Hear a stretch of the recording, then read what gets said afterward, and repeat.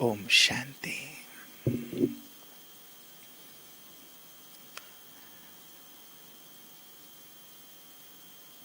सुंदर सा विषय, राजयोग से राज तिलक। बाबा जब इस धरा पर आए तो उन्होंने हमसे कहा कि बच्चे, मैं तुम्हारे लिए बहिश्त हथेली पर लेकर आया हूं, तुम्हें राज तिलक देने के लिए आया हूं, और इसके लिए तुम्हें राजयोग सिखाने आया हूं। अभी जब तुम राजयोग सीखोगे तो तुम्हें राज तिलक प्राप्त होगा, और आप लोग वैसे एक हफ्ते से जैसे बहुत सुंदर योग तपस्या भट्ठी कर रहे हैं। तपस्या से ही तिलक मिलता है, तपस्या से ही हमें राजाई प्राप्त होती है। इसका सुंदर अनुभव आप सब कर रहे होंगे। और विजयी भाव भट्ठी है तो निश्चित रूप से सभी हमारे धमतरी के भाई बहने जो भी इस भट्ठी को बहुत लगन से कर रहे हैं, विजयी स्थिति का अनुभव कर रहे होंगे, क्योंकि बाबा का वरदान हमें प्राप्त होता है जब हम बहुत लगन से किसी कार्यक्रम को, खास भट्ठी को अटेंड करते हैं। तो बाबा हमें तिलक देने के लिए आए हैं। शास्त्रों में भी ये गायन है, वर्णन है कि जब किसी को राज्य प्राप्त करना था, उनका राज्य खो गया था, तो उन्होंने तप किया, साधना की, और साधना के आधार से भगवान को प्रसन्न करके अपना खोया हुआ राज्य प्राप्त किया। इसका सुंदर गायन है। गायन तो वर्तमान समय का ही है, जबकि हम तप के द्वारा अपने राज्य भाग्य को प्राप्त कर रहे हैं। और बाबा हमें जो पढ़ाई पढ़ा रहे हैं, यहाँ राजयोग का भाव केवल योग नहीं, लेकिन बाबा के द्वारा दिए जाने वाले ज्ञान से भी है, पढ़ाई से है, क्योंकि पढ़ाई से ही राजाई प्राप्त होती है। पढ़ाई ही कमाई का आधार है, बाबा कहते हैं। तो हम पढ़ रहे हैं। बचपन में हम सुना करते थे ना कि पढ़ेंगे लिखेंगे तो बनेंगे नवाब, खेलेंगे कूदेंगे तो बनेंगे खराब। लेकिन ये ज्ञान नहीं था कि कौन सी ऐसी पढ़ाई है जिसको पढ़ करके हम नवाब बनेंगे। वहां नवाब का भाव कुछ और था। ये पढ़ेंगे तो अच्छा पोजीशन मिलेगा, अच्छी नौकरी मिलेगी, नवाब की तरह रहेंगे। लेकिन सचमुच हम नवाब बनेंगे, बादशाह बनेंगे, ऐसा तो ख्वाबो ख्याल में ही नहीं था ना। इसे साकार किया बाबा ने आकर के, याद दिलाया कि तुम क्या थे, क्या बन गए हो, अब फिर से तुम साधना करो, पढ़ाई करो, जिससे कि तुम्हें ये राज तिलक प्राप्त हो। हम सब कितने सौभाग्यशाली हैं ना, कि जब भगवान आए तो उन्होंने हमें अपना बनाया, हमें योग्य समझा राज्य तिलक के, क्योंकि हर एक योग्य नहीं होता ना, योग्य को ही तिलक दिया जाता है। तो भगवान ने हमें योग्य समझा इतनी आत्माओं में से, या वो हमें योग्य बना रहे हैं, ये हम सब का परम सौभाग्य है। इसलिए अपने इस नशे में रहें कि सचमुच भगवान को तो पाया ही, लेकिन भगवान को पाकर के सारे कल्प के लिए हम बादशाही प्राप्त कर रहे हैं। ये केवल 21 जन्म की ही नहीं, बाबा कहते हैं कि 3/4 तुमने सुख पाया है। सारे कल्प जैसे हम एक ऐसी पोजीशन में रहे हैं, थोड़ा सा अंत का समय छोड़ करके, जबकि हमारी स्थिति राजाओं की रही है। कभी महाराजा, कभी राजा, और राजा नहीं भी तो भी राजाई स्थिति। जैसे ब्रह्मा बाबा के लिए लोग कहा करते थे ना, राजा कहा करते थे, कि भगवान से शायद गलती हो गई है, उन्होंने हमें राजा बना दिया, बनाना आपको था। तो वो जो राजाई स्थिति है, वो जो व्यवहार है, वो चाल है, चलन है, वो सारी चीजें, सारी कल्प हमारे साथ बनी रहती है। तो राजयोग से कैसे ये चीजें हमारे जीवन में आती, जो बाबा हमें सिखा रहे हैं। राजयोग से बाबा ने कहा है, राजयोग तुम्हारी राजाई ट्रेनिंग है, राजाई ट्रेनिंग। और बाबा तुम्हें ये ट्रेनिंग देने के लिए आए हुए हैं। तो कैसे ये ट्रेनिंग हमें प्राप्त होती है? राजयोग से हम बलवान बनते जाते हैं, शक्तिशाली बनते जाते हैं। और बलवान बनना, शक्तिशाली बनना, ये राजा के लिए बहुत आवश्यक है ना, क्योंकि राजा को शक्तिशाली दिखाया जाता है, बलवान दिखाया जाता है। हम अभी माया पर विजय प्राप्त कर रहे हैं, प्रकृति पर विजय प्राप्त कर रहे हैं, अपनी कर्मेंद्रियों पर विजय प्राप्त कर रहे हैं। इतनी शक्ति बाबा हमें योग के माध्यम से प्रदान करते हैं। बलवान बना रहे हैं बाबा हमें, इतने बलवान कि आधे कल्प तक कोई हमारी ओर आंख उठा करके भी नहीं देख सकेगा। इतने बलवान कि प्रकृति भी हमारी पूरी तरह से दासी होगी। इतने बलवान कि हमें और किसी चीज की, किसी सहारे की, किसी आधार की जरूरत नहीं होगी। योग से बल मिलता है। एक राजा को शारीरिक रूप से बलवान दिखाया जाता है, तो शारीरिक रूप से तो हम बलवान होंगे ही, लेकिन अभी हमें बाबा मानसिक रूप से बलवान बना रहे हैं, सक्षम बना रहे हैं, शक्तिशाली बना रहे हैं। योग हमें सशक्त बना देता है। तो पहली चीज, योग बलवान बना रहा है हमें। एक राजा का लक्षण है ये, शक्तिशाली होना उसके लिए बहुत आवश्यक है। दूसरी बात, योग से हम बुद्धिवान बनते जाते हैं। बुद्धि प्रखर होती जाती है, निखरती चली जाती है, क्योंकि एक राजा को बहुत ज्यादा परखने की आवश्यकता होती है। एक राजा के पास एक विशाल बुद्धि की आवश्यकता होती है। एक राजा को ज्ञानवान और बुद्धिवान होने की आवश्यकता होती है, क्योंकि पूरे ही राज्य को उसको चलाना है। योग से, ज्ञान से हमारी बुद्धि अभी प्रखर होती जा रही है, निखरती जा रही है। हम विशाल बुद्धि होते चले जा रहे हैं। बलवान या शक्तिशाली में हमारे पास निर्णय करने की शक्ति, परखने की शक्ति आती है। और जो बुद्धिवान स्थिति है हमारी, उसमें हमारी विशाल बुद्धि होती जाती है, महीन बुद्धि होती जाती है, शालीन बुद्धि होती जाती है। ज्ञान और योग के बल से, जो राजाई के लिए बहुत बहुत आवश्यक है। इसी प्रकार से जो राजयोग है वो हमें चरित्रवान बनाती है।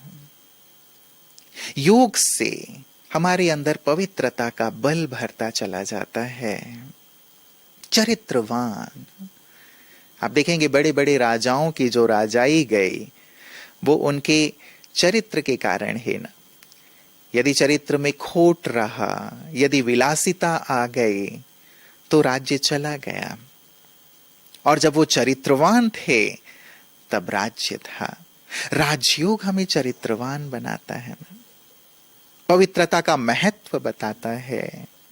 जितने जितने हम पवित्र बनते चलते हैं योग के आधार पर, उतने ज्यादा शक्ति संपन्न भी होते चले जाते हैं, औरों के लिए हम आदर्श भी बनते चले जाते हैं।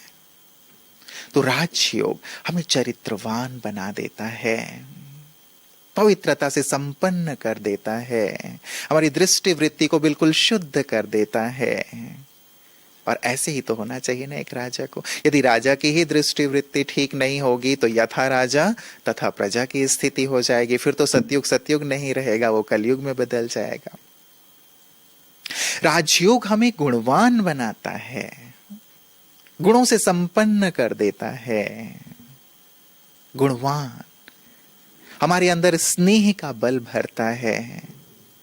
सहयोग देना सिखाता है, सबको सम्मान देना सिखाता है, संभाव रखना सिखाता है, साथ ही साथ पालना के संस्कार भरता है। एक राजा पालनहार होता है, पालना करता है वो सभी की, उसके लिए सभी एक समान होते हैं।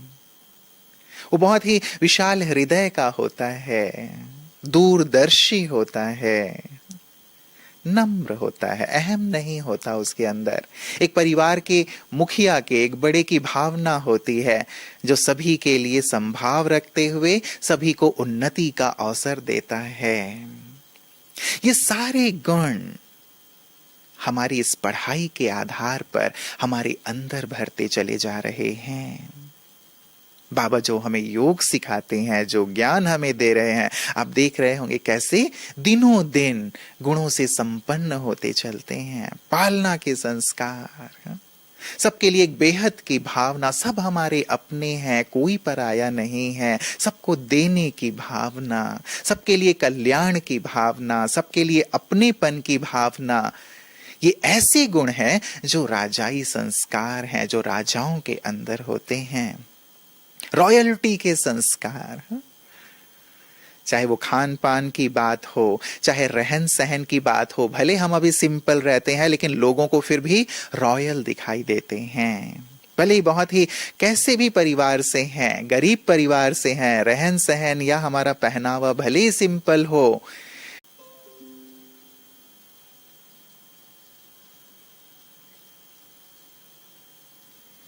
तो ज्ञान रत्नों से हमें भरपूर होते चलना है।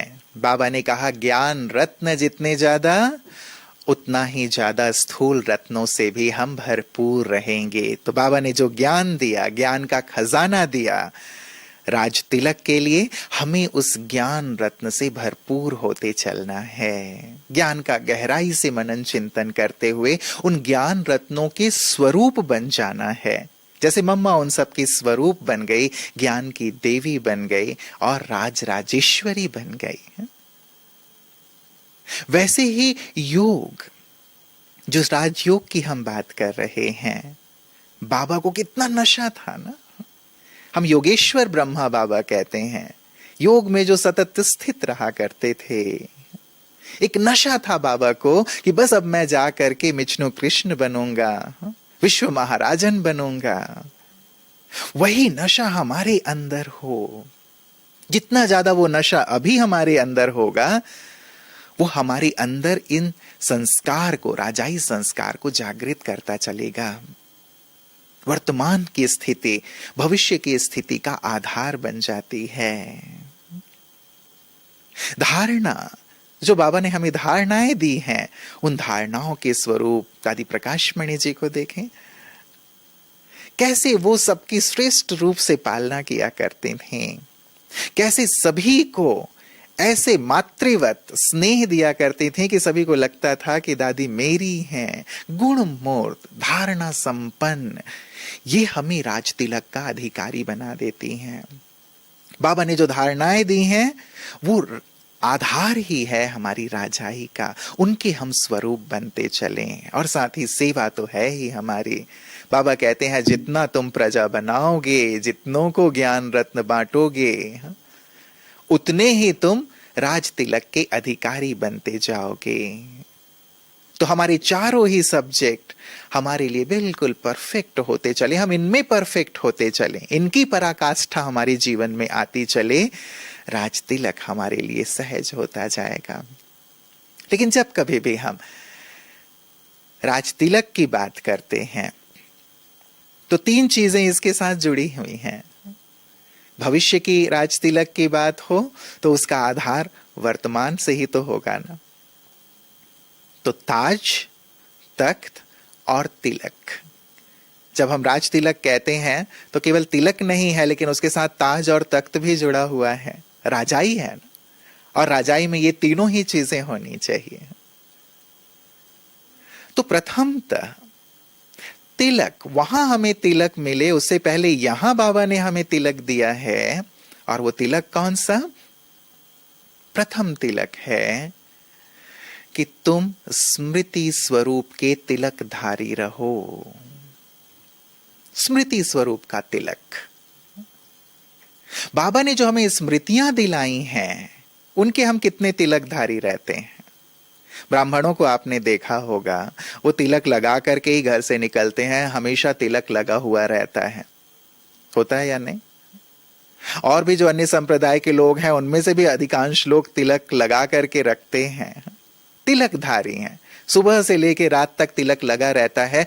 हम स्मृति का कितना तिलक लगा करके रखते हैं? स्मृति का तिलक।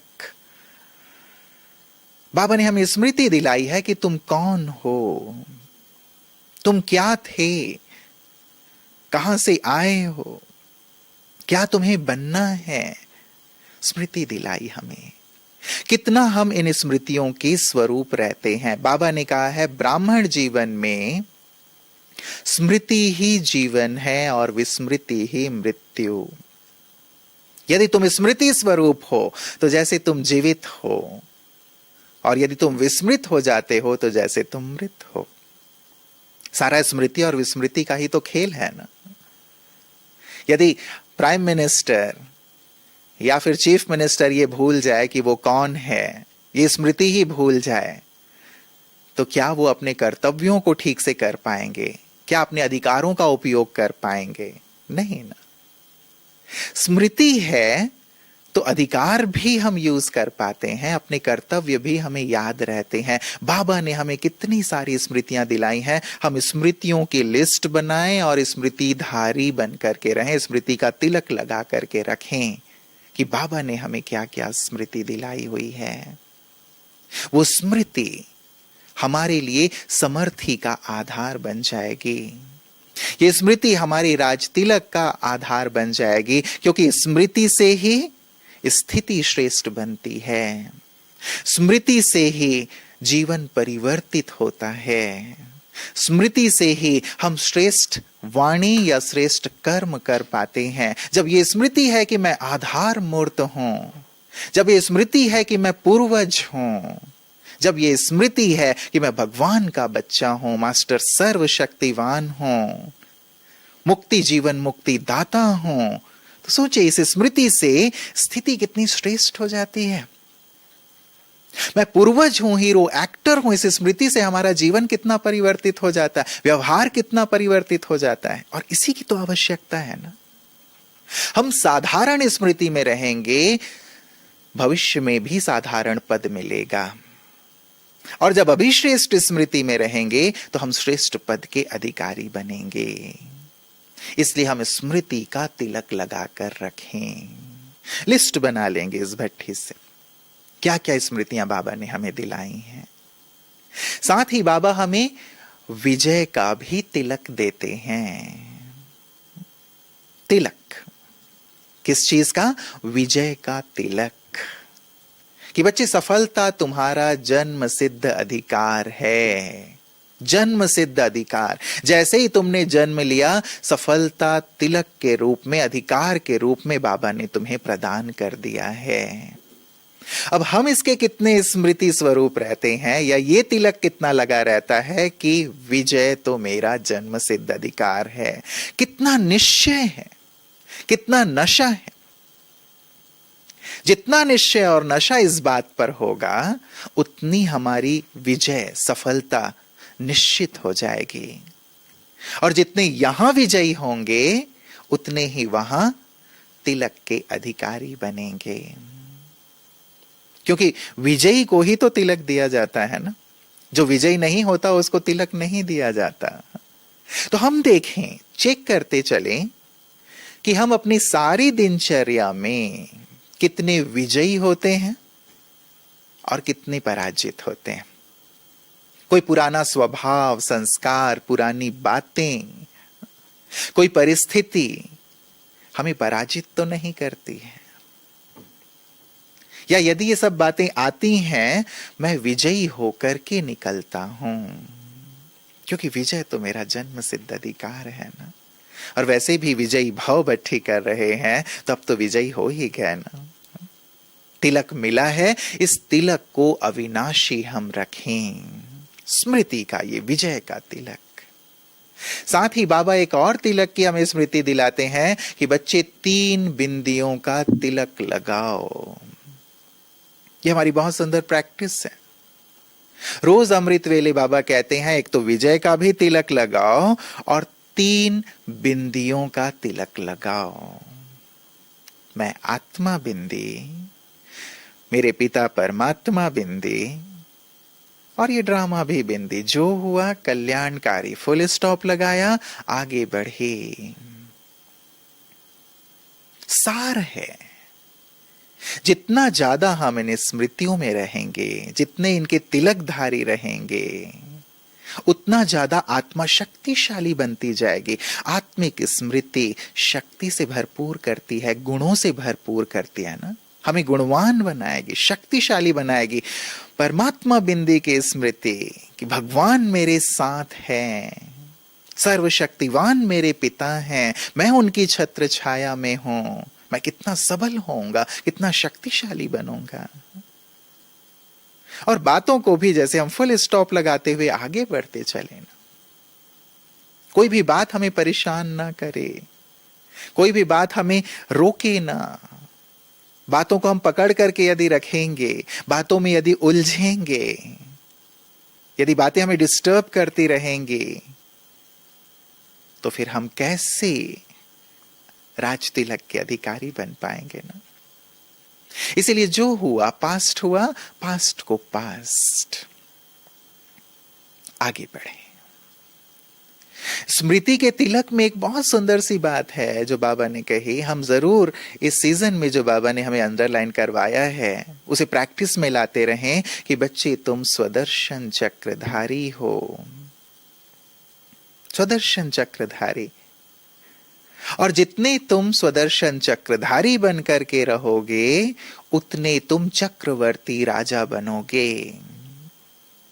भगवानुवाच है, जितने स्वदर्शन चक्रधारी उतने ज्यादा चक्रवर्ती राजा। मैं ही तो स्वदर्शन चक्रधारी हूं ना। स्वदर्शन चक्र माया के, व्यर्थ के जो भी चक्र हैं उनसे हमें छुड़ा देता है, मुक्त कर देता है। स्वदर्शन चक्र यदि आप घुमाते हैं, 5 स्वरूपों को देखें, हमारा 5 स्वरूप कैसा है, कितना पवित्र है, कितना दिव्य है, कितना शक्ति संपन्न है। जब हम इस स्वरूप में स्थित होते हैं, इन 5 स्वरूपों का सुंदर अभ्यास करते हैं, याद आ जाता है हमें हम कौन हैं। सारे कल्प जैसे हमने कितना श्रेष्ठ पार्ट प्ले किया है, कितनी बार हम ताजधारी रहे हैं, कितनी बार हम विजयी हुए हैं। ये एक बार की बात नहीं है, हमने कल्प कल्प विजय प्राप्त की है। ये स्मृति भी स्वदर्शन चक्र के स्मृति से हमें सहज आ जाती है। इसीलिए हम इन 5 स्वरूपों की बहुत सुंदर प्रैक्टिस आप सब कर ही रहे होंगे। बाबा ने हमें हर घंटे में एक बार इस प्रैक्टिस को करने को कहा है कि हर घंटे में अपने आप को एक बार इन सभी स्वरूपों में स्थित करो, ताकि याद आ जाए कि हम हैं कौन। याद आ जाए कि हम ही थे जिन्होंने लगभग पूरे कल्प ही सृष्टि को दिशा दी है। हीरो एक्टर और एक्ट्रेस हैं, महान आत्माएं हैं, भगवान के साथी हैं, भगवान के मददगार हैं, इस सृष्टि के आधार मूर्त और उद्धार मूर्त हैं। ये स्मृति हमें सहज रूप से माया से मुक्त कर देती है, पराजित नहीं होने देती, लेकिन विजयी बना देती है, शक्तिशाली बना देती है। तिलक के साथ ताज रखा जाता है ना, तिलक दिया जाता है, ताज रखा जाता है। तो भविष्य के ताज से पहले हमें वर्तमान में कौन सा ताज पहनना है? पहला ताज है जिम्मेवारियों का ताज। जो यहां जिम्मेवारियों का ताज पहनेंगे उन्हें ही भविष्य में ताज मिलेगा। और यदि हम अपनी जिम्मेवारियां अभी ना नुकुर करते रहेंगे तो वहां ताज मिलेगा। सेवाओं की जिम्मेवारी विश्व कल्याण की जिम्मेवारी, सभी आत्माओं को गति सद्गति देने की जिम्मेवारी, सबको भगवान से मिलाने की जिम्मेवारी, हम खुद ये जिम्मेवारी का ताज पहने। क्योंकि बाबा कहते हैं कि राज तिलक तुम्हें स्वयं ही स्वयं को देना है, तिलक स्वयं ही स्वयं को देना है। बाबा तो मार्ग दिखा रहे हैं।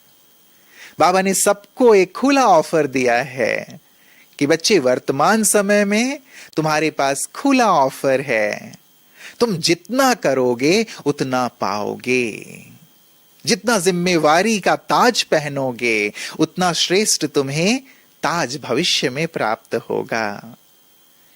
क्योंकि ये गायन तो लौकिक में भी है ना, जो करेगा सो पाएगा, जितना करेगा उतना पाएगा। तो हम अभी जितनी सेवा करेंगे, जितना विश्व कल्याण करेंगे, जितना आत्माओं का उद्धार करेंगे, जितनी ये जिम्मेवारी अपने ऊपर स्वयं लेंगे, उतने ज्यादा ताजधारी बनेंगे। क्योंकि ये संस्कार हम वर्तमान में डाल रहे हैं। भविष्य में भी ताज उनको मिलेगा जो अभी ये ताज अपने ऊपर रखने का एक संस्कार डालेंगे ना, तो स्वतः वहां प्राप्त होगा, बोझ नहीं लगेगा। कईयों को जिम्मेवारी बंधन लगने लगता है, बोझ लगने लगता है। यदि अभी ये आपको बंधन लगेगा, आपको कोई सेवा दी गई, आपको कोई जिम्मेवारी दी गई, और यदि वो आपको बोझ लगता है, तो फिर वो ताज भी बोझ ही तो लगेगा ना। इसीलिए हम जिम्मेवारी के ताजधारी बने। बाबा कहते हैं कि जो चांस लेगा वही चांसलर बनेगा। खुला है, हम जितना करना चाहें, तन से, मन से, धन से, जन से, जितना हम कल्याण के कार्य में इन चीजों को लगाएंगे, उतनी ज्यादा हमें प्राप्ति होगी ना। तो एक जिम्मेवारी का ताज अपने सिर पर हम वर्तमान समय में जरूर रखें। और दूसरा है पवित्रता का ताज। पवित्रता का ताज भी हमारे सिर पर हो, क्योंकि डबल ताजधारी दिखाते हैं ना वहां पे। जो जितना पवित्र उतना ही ताजधारी। बिना पवित्रता के ताज के वो ताज प्राप्त नहीं होगा। और योग हमें ये पवित्रता को सहज कर देता है ना, हमारी पवित्रता की धारणा को बहुत सहज और सरल कर देता है। शास्त्रों में वो एक कथा आती है कि असुरों ने चढ़ाई किया स्वर्ग में और इंद्र सहित देवताओं को वहां से भगा दिया और असुरों का वहां राज्य हो गया। ये दिखाते हैं। अब जो इंद्र हैं, अन्य देवी देवता हैं, वो भटकने लगे। इंद्र अपने गुरु के पास पहुंचे, बृहस्पति के पास, और कहा कि गुरुदेव, जो राज्य हमने गंवा दिया है वो राज्य फिर से हमें कैसे प्राप्त होगा।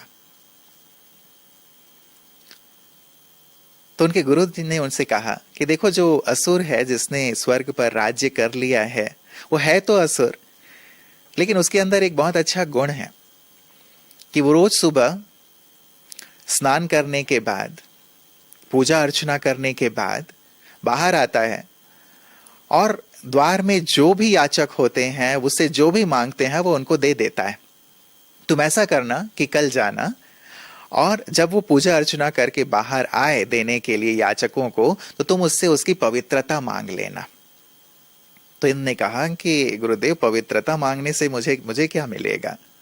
मुझे तो स्वर्ग का जो राज्य है वो प्राप्त करना है ना, पवित्रता से क्या होगा? तो गुरुजी ने कहा कि मैं जो कह रहा हूं तुम वही करो, कि बस तुम ये मांग लेना उससे, बाकी का कार्य स्वतः हो जाएगा। अब दूसरे दिन इंद्र ब्राह्मण का वेश बना करके याचकों की श्रृंखला में खुद भी खड़े हो गए। अब जैसे ही जो असुर राज थे वो बाहर आए, किसी ने धन मांगा, उनको धन दान दिया, किसी ने वस्त्र मांगा, उनको वस्त्र दान किया, किसी ने गौ मांगा तो गौ दान किया। जब इनकी बारी आई तो इन्होंने कहा कि मुझे ये सारी चीजें नहीं चाहिए, मुझे आपकी पवित्रता चाहिए। यदि आप दे सकें तो मुझे पवित्रता दे दें अपने। तो था वो असुर, लेकिन बहुत बुद्धिमान था, उसे पता था कि पवित्रता का महत्व क्या है। इसलिए उसने कहा कि आप इसे छोड़ करके और कोई चीज मांग सकते हैं। उसने कहा कि नहीं, आप दे सकते हैं तो यही दीजिए, अन्यथा मैं चलता हूं। जाने लगा। अब चूंकि उनके द्वार का ये नियम था कि कोई भी मेरे द्वार से खाली हाथ नहीं जाएगा, उन्होंने उसको बुलाया, ब्राह्मण रूपधारी इंद्र को, और कहा कि ठीक है, आपको मैं अपनी पवित्रता दान में देता हूं। उन्होंने अपने हाथ में जल लिया और संकल्प करके अपनी पवित्रता इंद्र को दे दी। जैसे उन्होंने अपनी पवित्रता इंद्र को दी, जो ब्राह्मण वेश में थे, वैसे ही उस असुर के शरीर से एक ज्योति निकल करके जाने लगी। असुर ने पूछा कि ये तुम कौन हो? मैंने तो केवल पवित्रता दी थी, तुम क्यों जा रही हो कौन? उसने कहा, मैं शांति हूं, जहां पवित्रता रहेगी वहीं मैं रहूंगी। दूसरी ज्योति निकली, उसने कहा, मैं सुख हूं, जहां पवित्रता रहेगी वहीं मैं रहूंगी। तीसरी ज्योति निकली, उसने कहा, मैं सत्य हूं। चौथी ज्योति निकली, उसने कहा, मैं समृद्धि हूं। पांचवी ज्योति निकली, उसने कहा, मैं स्वास्थ्य हूं, जहां पवित्रता रहेगी वहीं हम रहेंगे। मतलब जहां पवित्रता रहेगी वहीं शांति रहेगी, वहीं सुख रहेगा, वहीं सत्य रहेगा, वहीं समृद्धि रहेगी, वहीं स्वास्थ्य रहेगा। ये पांचों ज्योति भी निकल करके चली गईं उस ब्राह्मण के पास, इंद्र के पास। जब ये सब चले गए, तब उस असुर राज ने कहा कि अब ये सब मेरे पास से चले गए हैं, तो अब तो मैं स्वर्ग पर राज्य नहीं कर पाऊंगा। अब आप ही स्वर्ग का राज्य भाग्य संभाले, मुझे बताएं कि आप हैं कौन। तब वो अपने रियल रूप में प्रकट हुए, बोले, मैं इंद्र हूं और मेरे गुरु ने ये बात कही थी। इंद्र को उन्होंने राज्य भाग्य सौंप दिया और वहां से चले गए। ये कथा आती है। तो पवित्रता का जो ताज है, वर्तमान समय जो हम अपने जीवन में धारण करते हैं, वो बहुत मूल्यवान है। ये हमें राज्य भाग्य जो हमने खोया है, वो पवित्रता के आधार पर हम प्राप्त करेंगे। इसे हम हल्के रूप में ना लें, क्योंकि बाबा कहते हैं जहां पवित्रता है वहीं पवित्रता के सागर से तुम सब कुछ प्राप्त कर सकते हो। पवित्रता होगी तभी तो हम पवित्रता के सागर से, सर्वशक्तिवान से जुड़ पाएंगे। आज की मुरली आप याद करें, यदि सुई में जंक लगी हुई होगी तो चुंबक खींच नहीं पाएगा। भले ही चुंबक अपना कार्य कर रहा है, वो खींचता है, लेकिन यदि मेरी सुई में जंक लगा हुआ है, अपवित्रता का जंक लगा हुआ है, तो वो खींचेंगे नहीं। हमारी याद स्थिर नहीं होगी, हम सर्वशक्तिवान से शक्ति नहीं ले पाएंगे। इसीलिए अपनी पवित्रता को हमें परफेक्ट करना है। यदि राज तिलक लेना है तो पवित्रता के ताजधारी बनेंगे। मनसा वाचा कर्मणा पवित्रता को धारण करेंगे। अपवित्रता को तो बहुत देख लिया ना, बहुत भोग लिया। अब हम इसे दिल से बाबा को अर्पित कर दें और संपूर्ण पवित्रता की ओर बढ़ें, क्योंकि ये ताज होगा तभी वो ताज मिलेगा। ये बात पक्की है। इसीलिए ताजधारी में जिम्मेवारी का ताज धारण करेंगे, पवित्रता का ताज धारण करेंगे और बेफिक्री का भी ताज। बेफिक्र बादशाह है, बादशाह है, ताज है, लेकिन बेफिक्र बादशाह का ताज है।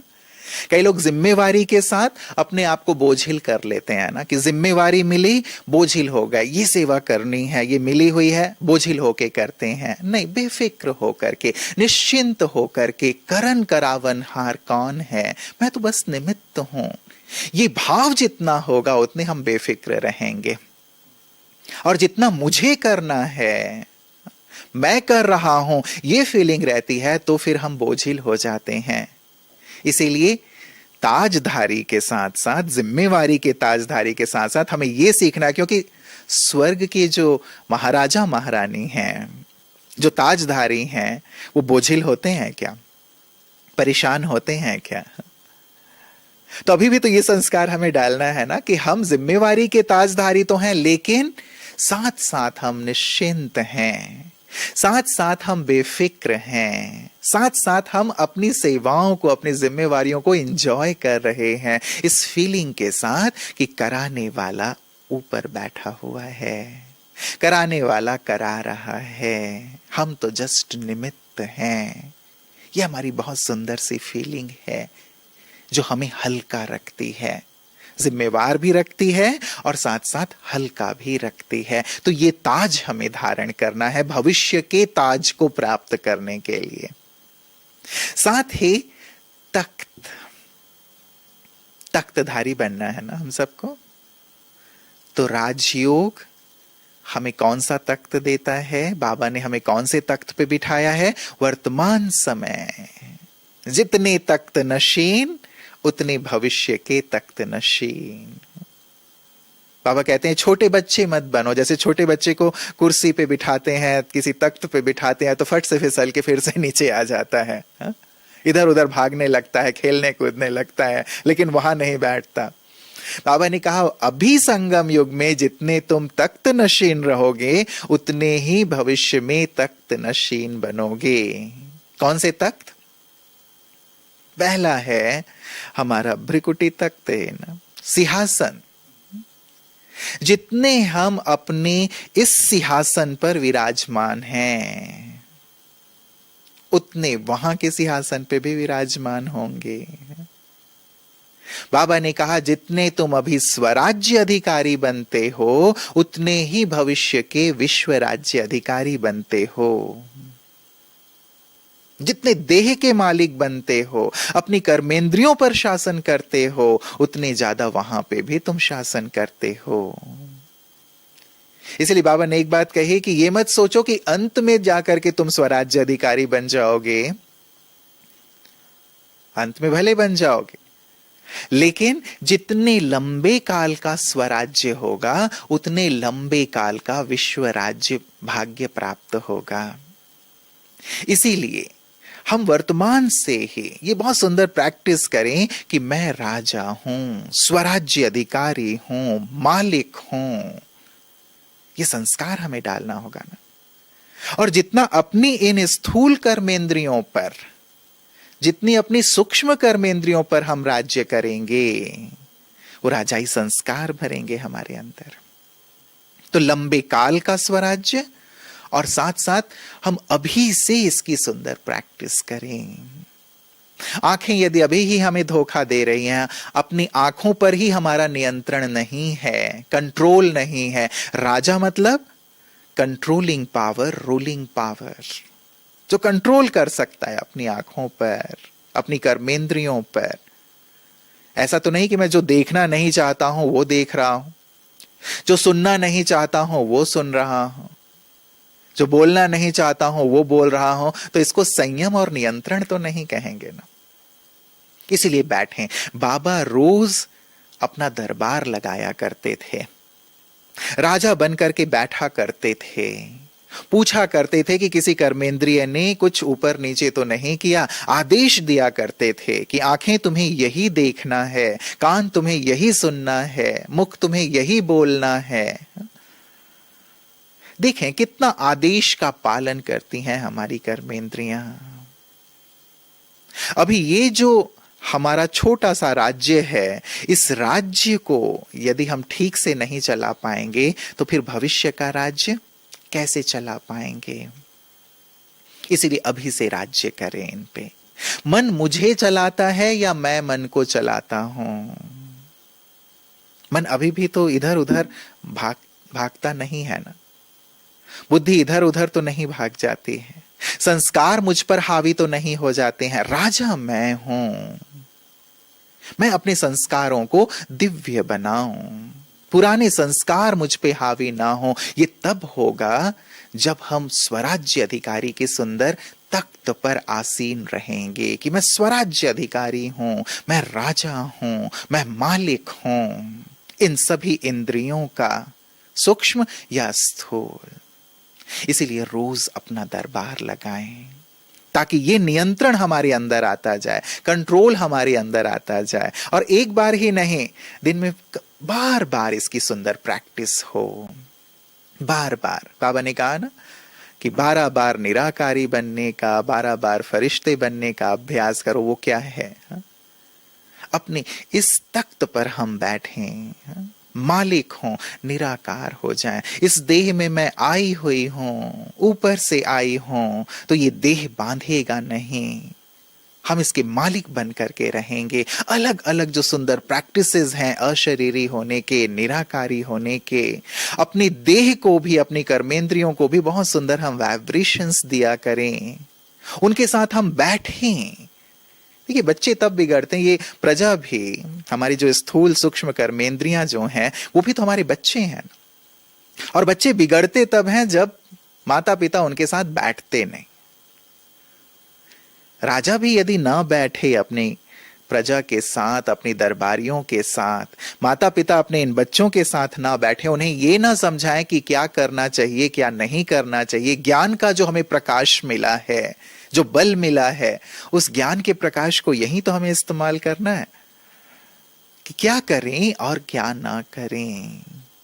तो स्वराज्य अधिकारी बनकर के हम ये करेंगे। तो पहला तख्त हमारा ये स्वराज्य तख्त है, भ्रिकुटी तख्त है। दूसरा, अभी हमें जिस तख्त पर बैठना है वो है बाप दादा का दिल तख्त। दिल तख्त, बाबा ने कहा जो अभी दिल तख्त पर बैठेंगे, बाप दादा के दिल तख्त पर बैठेंगे, वही विश्व के तख्त पर बैठेंगे। विश्व के तख्त पर। और बाबा के दिल तख्त पर कौन बैठेंगे? जो आज्ञाकारी होंगे, फरमान बरदार होंगे, बाबा की श्रीमत पर चलने वाले होंगे, एक एक श्रीमत का पालन। जो बाबा ने कहा, अब तक तो मनमत पर चलते आए हैं, परमत पर चलते आए हैं। अब बाबा हमें चूंकि निखारना चाहते हैं, संवारना चाहते हैं, फिर से वैसा ही बनाना चाहते हैं जैसे हम देवी देवता थे, जैसे तख्त नशीन थे, तो हमें उनके अनुसार चलना होगा ना। यदि वो कहें कि उत्तर दिशा में चलो और हम दक्षिण दिशा में चलें, यदि वो कहें पूर्व दिशा में चलो, हम पश्चिम दिशा में चलें, तो इससे क्या हम उनके तख्त नशीन बन पाएंगे? अर्पित करें। जितना ज्यादा अभी हम अपने आप को अर्पित करके चलेंगे, उतने ही ज्यादा दिल तख्त नशीन बनेंगे ना। माता पिता को कौन बच्चे पसंद होते हैं? आप में से कई माता पिता बैठे होंगे, सुन रहे होंगे। किनको हम पसंद करते हैं? ऐसे बच्चे जो बहुत आज्ञाकारी होते हैं, हमारी हर बात को मानने वाले होते हैं, वो हमारे दिल तख्त पर होते हैं। उन पर हमारा नेचुरल रूप से आशीष बरसता है। यहां भी जो परमात्म दुआओं के अधिकारी बन जाते हैं, परमात्म वरदान के अधिकारी बन जाते हैं, वो फिर वहां तख्त नशीन बन जाते हैं। तो ये हमारा भाग्य है कि वर्तमान समय डायरेक्ट हम भगवान के दिल तख्त नशीन बन सकते हैं। लेकिन आवश्यकता है इधर उधर ना जाने की, पुराने संस्कारों को यूज ना करने की। लेकिन बाबा ने जो श्रीमत दे दी है, उन श्रीमत के अनुसार चलने से बहुत सहज रूप से हम बाबा के प्यार, दुआओं और दिल तख्त का अनुभव करेंगे। तभी तो राज्य तख्त मिलेगा ना हम सबको। और हम सब ये चाहते हैं, बाबा राजयोग सिखाने आए हैं तो हमें राजयोग से राजाई लेनी ही है। बाबा कहते हैं मैं प्रजा योग नहीं सिखाता, प्रजा तो अपने आप बन जाएगी, मैं राजयोग सिखाने के लिए आया हूं। तो हम बाबा के ऐसे दिल तख्त नशीन बने। तो आत्मा का तख्त, बाबा का दिल तख्त, और साथ ही स्वमान के तख्त। बाबा कहते हैं स्वमान की सीट पर सेट रहो, जो स्वमान मैंने तुम्हें दिए हैं। जो सीट पर सेट रहेगा वो वहां पे भी सीट पर सेट होगा। तो इतने जो स्वमान बाबा ने हमें दिए हैं, उन स्वमानों की हम सुंदर सीट पर सेट रहने का अभ्यास किया करें। जब भी मैं कौन ये शब्द याद करें, बाबा के द्वारा दिए हुए स्वमान को याद कर लें। मैं राजयोगी हूं, राज ऋषि हूं, ईश्वर की संतान हूं, विश्व कल्याणकारी हूं, इष्ट देव इष्ट देवी हूं, सारे कल्प का हीरो एक्टर हूं, हाईएस्ट हूं, होलीएस्ट हूं, रिचेस्ट हूं, मास्टर ब्रह्मा हूं। कितने बड़े बड़े ये स्वमान के तख्त बाबा ने हमें दिए हुए हैं। हम इन तख्तों में कितना बैठ के रहते हैं। एक एक स्वमान हमारे अंदर अनंत गुणों को और शक्तियों को जागृत करने वाला है। एक एक स्वमान आप उनकी प्रैक्टिस करके देखें, उस तख्त पे स्थित होकर देखें। बाबा ने हमारे लिए दिया है ना। आप देखें, कोई डॉक्टर होता है या कोई इंजीनियर है या कोई और भी बड़ी पोजीशन वाला है, जो भी उनके टाइटल्स होते हैं वो सब अपने नाम के आगे इतना लंबा चौड़ा लिख करके रखते हैं कि नहीं। और हम अपने नाम के आगे बाबा ने कितने सारे टाइटल हमें दिए हुए हैं, यदि लगाएं तो कितनी लंबी लिस्ट होगी ना। लेकिन क्या हम इन स्वमानों की सीट पर रहते हैं? बाबा ने कहा जो स्वमान की सीट पर रहते हैं उनके जो भी परिस्थितियां हैं, प्रॉब्लम्स हैं, माया है, उस सीट के नीचे दब करके नष्ट हो जाते हैं। तो क्यों ना हम सीट पर सेट रहें, इस तख्त पर सेट रहें। अब यदि भविष्य में प्राप्ति करनी है तो अब हम चेक करें कितना तिलकधारी होकर के रहते हैं, कितना हम ताजधारी होकर के रहते हैं और कितना हम तख्तधारी होकर के रहते हैं। वर्तमान सो भविष्य। अपने आप को अब हमें स्पष्ट रूप से देखना है, अपनी सुंदर चेकिंग करनी है। बाबा तो अपने हर बच्चे के लिए कितने कल्याण की भावना रखते हैं, कितने स्नेह की भावना रखते हैं। अपने हर बच्चे को राजा बच्चा कहते हैं कि मेरा हर बच्चा राजा बच्चा है। माँ बाप के लिए उसके हर बच्चे राजा बच्चे होते हैं। लेकिन राजाई हमें अपने कर्मों और अपने पुरुषार्थ से प्राप्त करना है। माता पिता पूरी चीजें अवेलेबल कराते हैं या नहीं?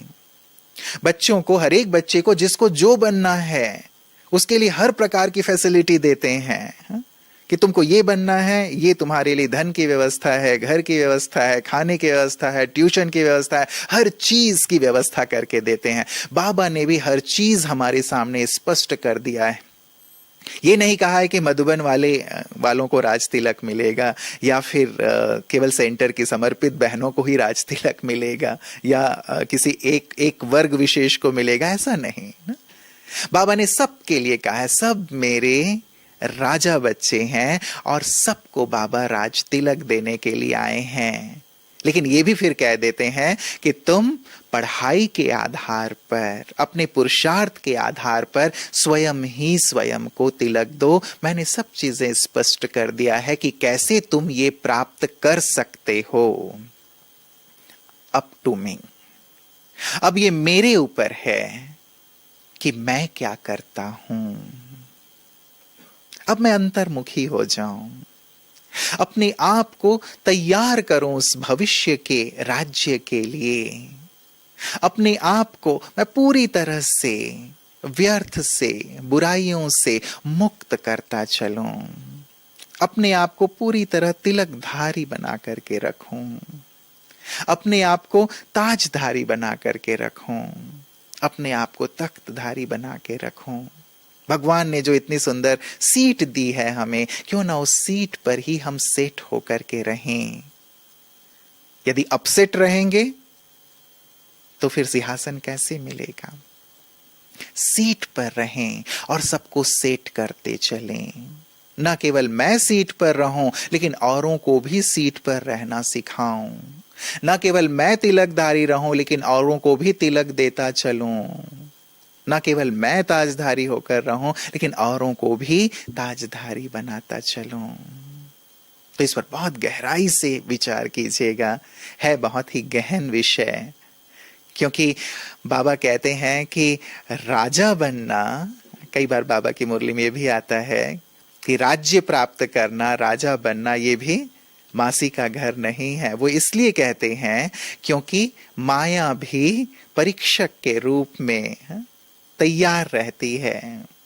जैसे ही हम एक कदम आगे बढ़ाते हैं वैसे ही माया भी तैयार रहती है हमारे कदम पीछे खींचने के लिए, लेकिन यदि सर्वशक्तिवान बाबा साथ है, यदि लक्ष्य बहुत श्रेष्ठ है, ऊंचा है, महान है, यदि मन में उमंग उत्साह है, हिम्मत है, बाबा कहते हैं हिम्मत का एक कदम तुम्हारा होगा, मदद के 1000 कदम मेरे हैं।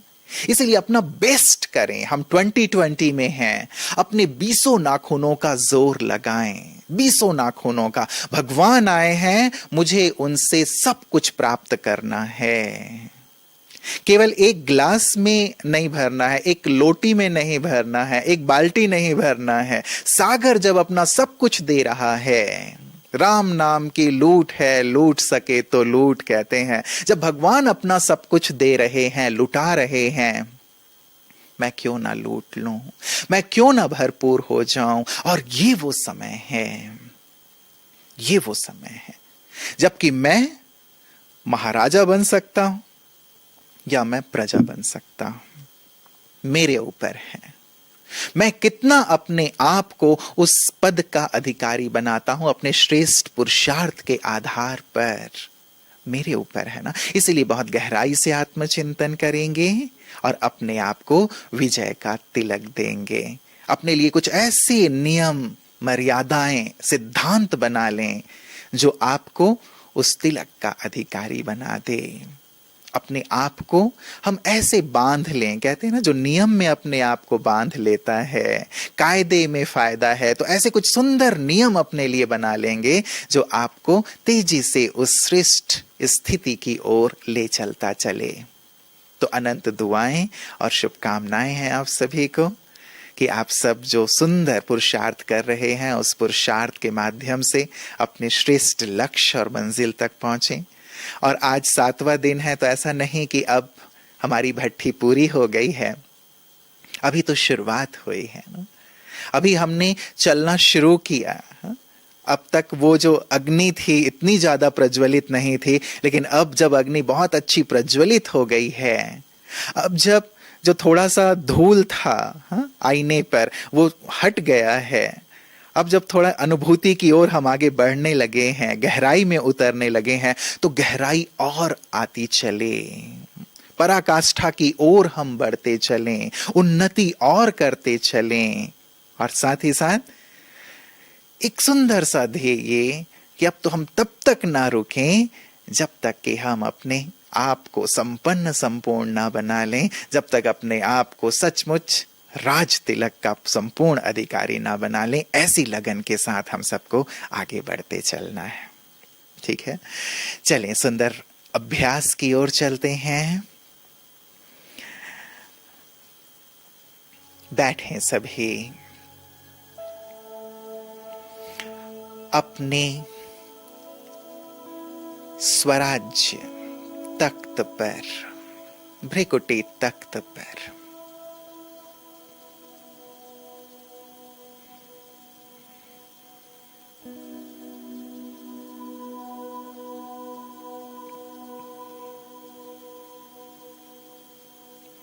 भ्रिकुटी सिंहासन पर विराजमान मैं स्वराज्य अधिकारी आत्मा,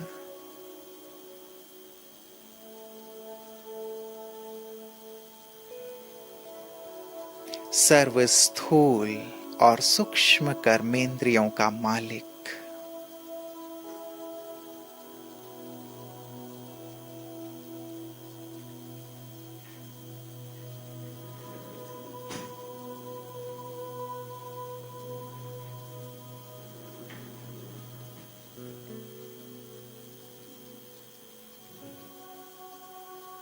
जैसे मैं आत्मा राजा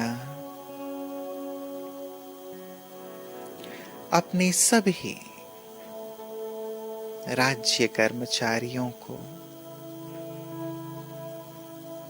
सुंदर वाइब्रेशंस दे रहा हूं।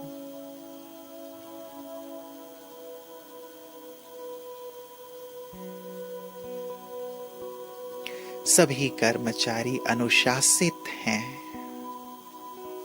आज्ञाकारी हैं,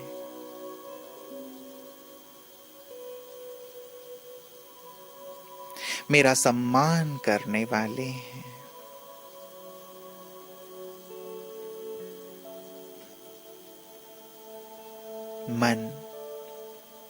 मन मना भाव रहता है।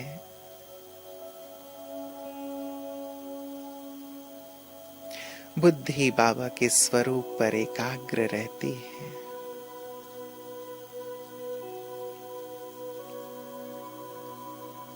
और सभी कर्मेंद्रियां श्रीमत अनुसार कार्य करती हैं,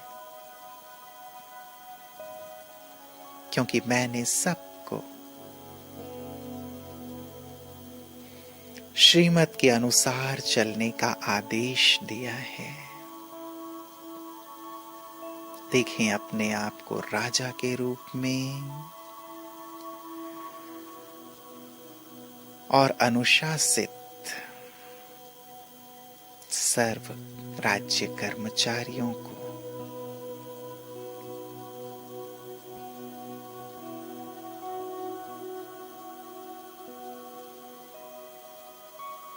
सुंदर वाइब्रेशंस देते हुए।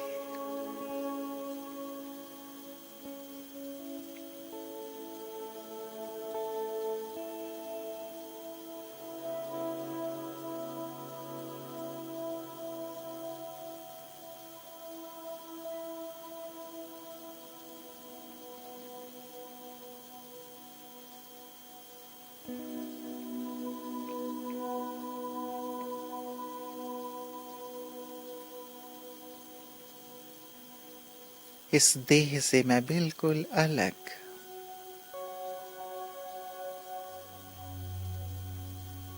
जब चाहूं तब देह में आऊं,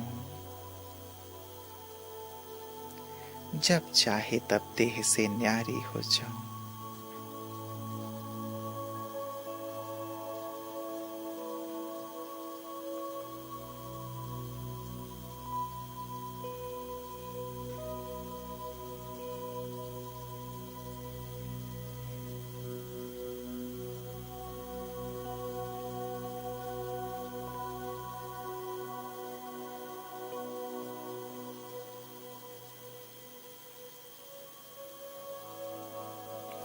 ये देह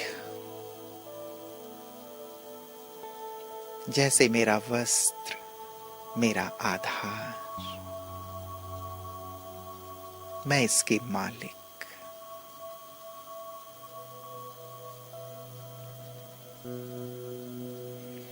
मुझ आत्मा राजा से जैसे चारों ओर दिव्य प्रकाश फैल रहा है। मैं बहुत शक्तिशाली हूं, गुणवान हूं।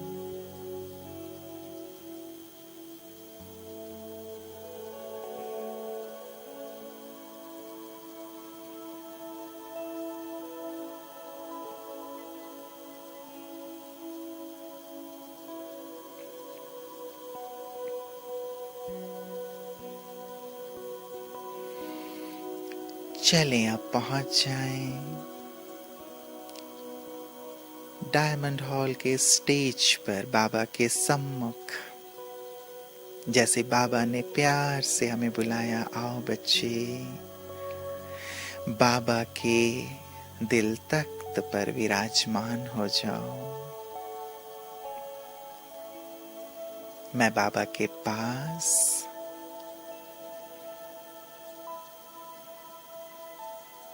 बाबा मुझे प्यार से दृष्टि दे रहे हैं।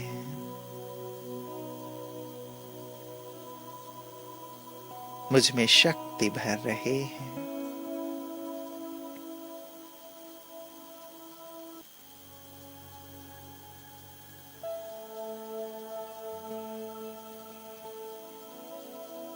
मेरे मस्तक पर विजय का तिलक लगा रहे हैं।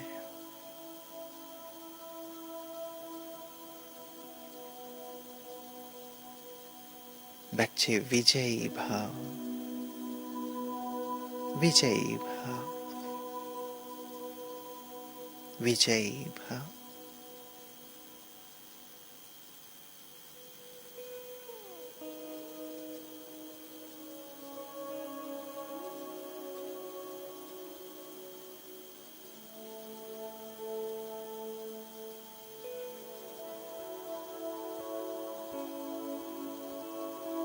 बाबा मुझे स्मृति दिला रहे हैं कि बच्चे तुम ही स्वर्ग के मालिक थे।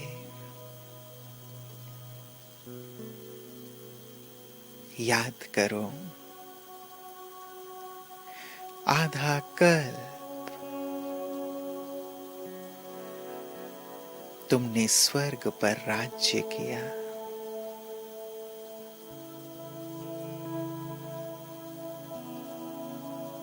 तुम तख्त नशीन थे, ताजधारी थे, तिलकधारी थे।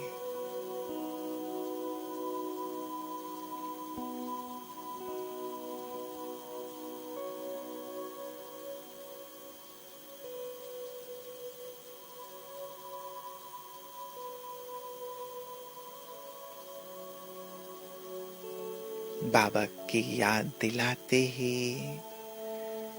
जैसे मैं स्वर्ग में पहुंच गया। पहुंच जाएं, देखें स्वर्ग में मेरे राज्य तिलक की सुंदर तैयारी हो रही है। स्वर्ग का सुंदर दृश्य, प्रकृति संपूर्ण पावन, सुंदर वृक्ष, बगीचे, ठंडी शीतल हवा, कितने सुंदर बादल और पर्वत।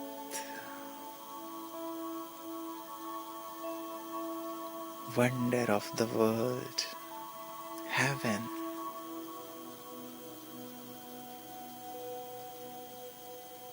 प्रजा कितनी खुशहाल है, आनंद में झूम रही है। पूरा राज्य जगमगा रहा है क्योंकि आज मेरा राज तिलक है। बाजे बज रहे हैं,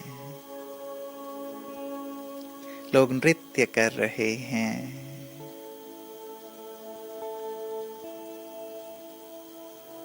देखें अपने महल का दृश्य, हीरे जड़ित सोने का सुंदर आलीशान महल, भव्य महल।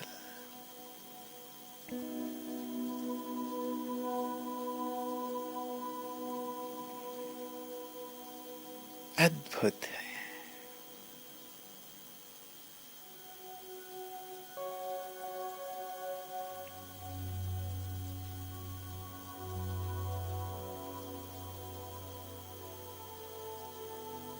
जैसे सभी पलक पावड़े बिछाए मेरा इंतजार कर रहे हैं। जैसे ही मैं राज दरबार में पहुंचता हूं, सभी सम्मान से खड़े हो जाते हैं।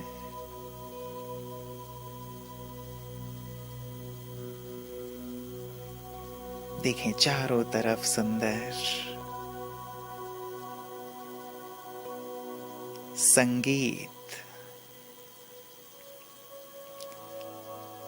देवताएं प्रसन्न मुद्रा में।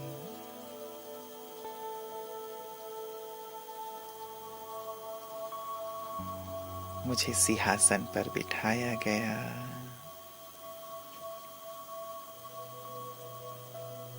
सिर पर ताज रखा गया।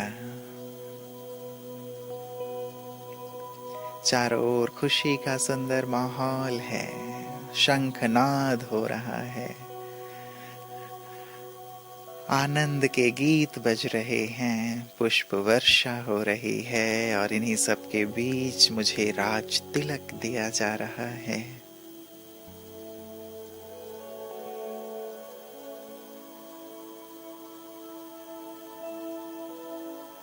कितना अद्भुत और सुंदर दृश्य है। चारों ओर प्रसन्नता का माहौल है। सभी जय जयकार कर रहे हैं।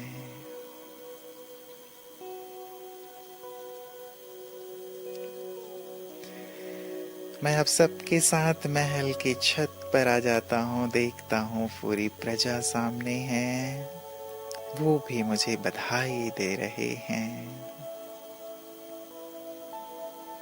जैसे प्रकृति भी झूम झूम के नाच रही है, आनंदित हो रही है। प्रजा भी प्रसन्न है, आनंदित है। मैं अपने आप को सर्वगुण संपन्न, 16 कला संपूर्ण, संपूर्ण निर्विकारी, मर्यादा पुरुषोत्तम स्वरूप में देख रहा हूं।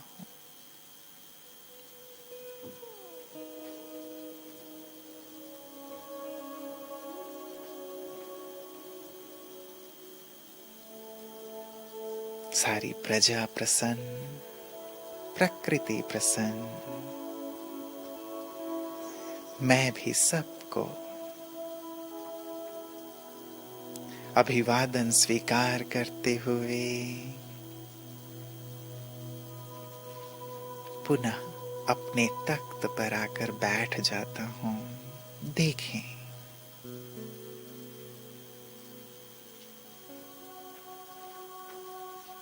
मैं तख्त नशीन हूं, ताजधारी हूं, तिलकधारी हूं।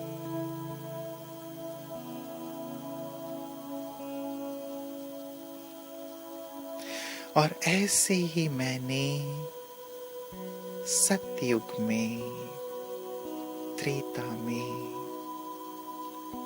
द्वापर में, कलयुग में भी अनेक बार अलग अलग रूपों में ये राज तिलक प्राप्त किया है।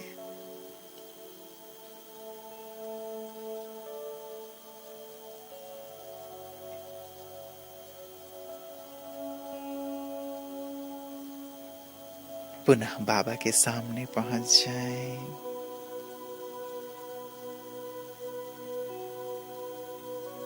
बाबा स्मृति दिला रहे हैं, बच्चे ये तुम ही हो। अब राजयोगी बन जाओ, स्वराज्य अधिकारी बन जाओ, विजय के तिलकधारी बन जाओ। जिम्मेवारियों के, विश्व कल्याण के ताजधारी बन जाओ।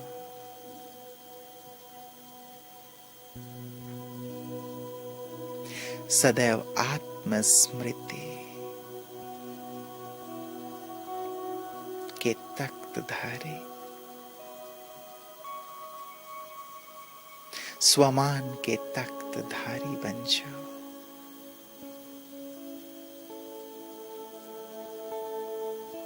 बाबा का वरदान, जैसे बाबा ने मेरे सिर पर हाथ रख दिया और अपनी समस्त शक्तियां, समस्त वरदानों से, गुणों से मुझे भरपूर कर रहे हैं।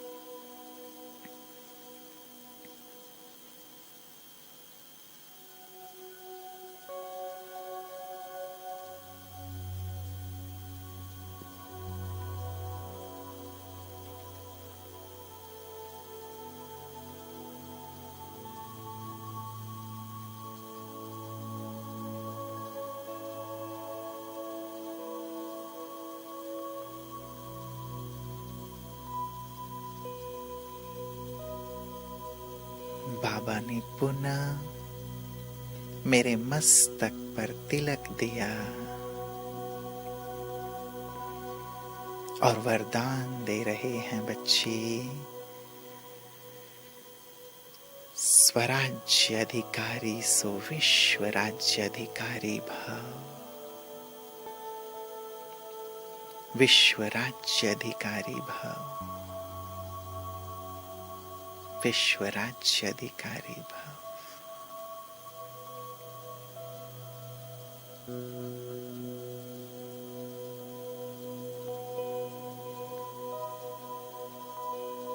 मैं बाबा को दिल से शुक्रिया अदा कर रहा हूं कि ओ प्राणेश्वर बाबा, आपने मुझे क्या से क्या बना दिया। मैं कहाँ रास्ते का धूल था, आपने मुझे मस्तक का तिलक बना दिया। मैं बेघर था, आपने प्रिंस बना दिया। कांटा था, आपने फूल बना दिया। साधारण था, आपने विश्व का मालिक बना दिया। ओ प्राणेश्वर बाबा, आपका दिल से लाख लाख शुक्रिया, शुक्रिया, शुक्रिया।